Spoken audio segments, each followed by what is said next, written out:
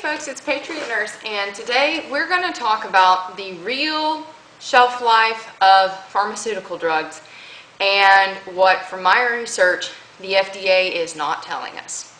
So, without further ado, let's really get into this. And before we really go too far into this, let me tell you that this has been somewhat of an exploration for me, because this is stuff that I was not taught in nursing school, and that really, to my knowledge, nobody in medicine, whether they be pharmacist or doctor, has really ever been taught about in this scope. And the reason for that is because it is kind of deviating outside of what standard medical practice is, which is to go by the expiration date printed on the package, courtesy of Big Pharma. And the information that I'm going to put forward for you today is completely at your own risk. I assume absolutely no responsibility in this, because really this is, if you're reading this and if you're listening to this, you're probably already at the place where you have a very healthy skepticism of anything that Big Pharma says. So let's go ahead and let's talk really about the real shelf life of some of these drugs here that are commonly stored for poop hits the fan type of stuff. And before we really can go too far into this, we have to start at base one, which is that there is a tremendous gulf, there is a vacuum, there is a lack of research on this subject, the true shelf life of drugs. And I think there's probably a reason for that. There is one substantial vat of knowledge, of research that exists today regarding the true shelf life of an assortment of drugs. At this point, about 312 drugs. However, that information is barred off to the public because it sits in the hands of our military under the guise of the Shelf Life Extension Program, the SLEP. And the background behind the SLEP is that pretty much the military decided, you know, we're throwing away a whole lot of money in drugs here, and we really want to know if this is true, if there is a legitimate need to throw away these drugs. So a few years ago, the military got together in cahoots with the FDA and says, hey, we'll cut you a deal here, or the FDA did, one way or another. And they said, okay, well, we'll test these drugs, but the catch is that anything that we find that pretty much reinforces the commonly conceived notion that drugs last a little bit longer than what they say, anything that we find here in this program, you can't tell to the public. It's under wraps. There's a lot of reasons for that, and I'm not going to delve too much into what I think they are, but I think you probably can get where I'm going with that.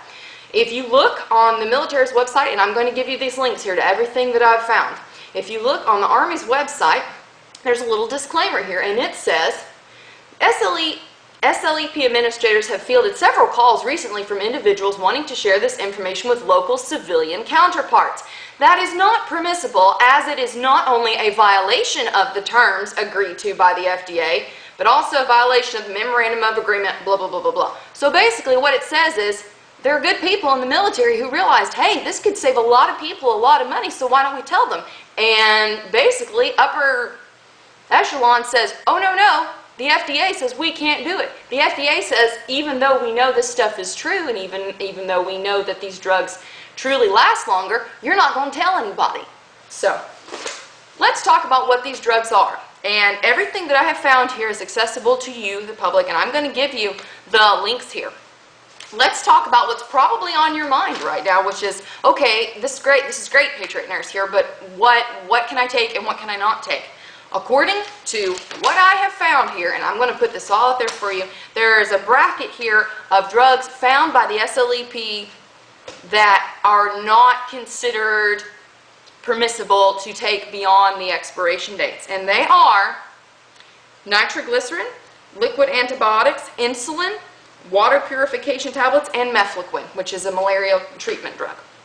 These drugs right here are not considered safe to take beyond their expiration dates for a bunch of different reasons, but mainly because these drugs, if you look at them, especially nitroglycerin and insulin, these are things that are lifesavers, and you want to be able to bank 100% on their efficacy. So that's considered the nether region. Don't go there with drug expiration. Keep these drugs in their expiration and only use them with that.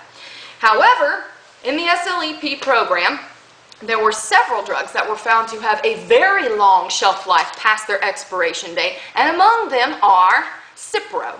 Cipro, according to the documents that I have, there are two numbers here given, but Cipro lasts on average, according to the SLEP, between 9.5 and 10 years past its expiration date.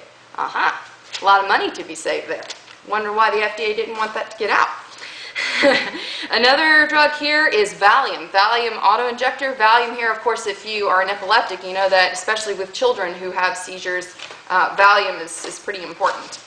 The other drugs here are doxycycline, which lasts on average 5 years, atropine, an aerosol inhaler, and bunches of other stuff. There's the atropine aerosol, there's the atropine injectable, and a couple other formulations, but atropine, the aerosol, lasts 4 years longer. Penicillin and tetracycline last on average at least 2 years longer than their expiration dates. And also Thorazine, Valium, Tagamet, and Dilantin, a seizure medication. These last on average 2 years past their expiration dates. Now, there is a catch here with the tetracycline. From my research, there was one gentleman who had a very severe type of reaction or death. I can't remember. But basically, you had one gentleman who took expired tetracycline, and it seemed that did not go down very well. So, but that's the only thing that I really could find here from the tetracycline.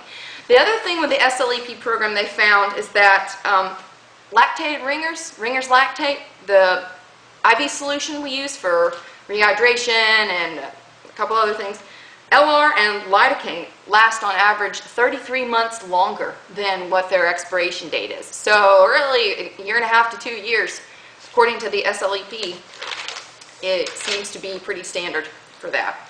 So now everything here, if you can see this is a little table, okay, of some of the drugs here that were found. There really is not very much out here, out in cyberspace on this, folks. So I did quite a bit of digging to try and find this, and frankly, it got so deep to the point where I was just like, you know what, I can't go any deeper here. This is too much. So I have included here, for your benefit, the link so that you can look and find these for yourself.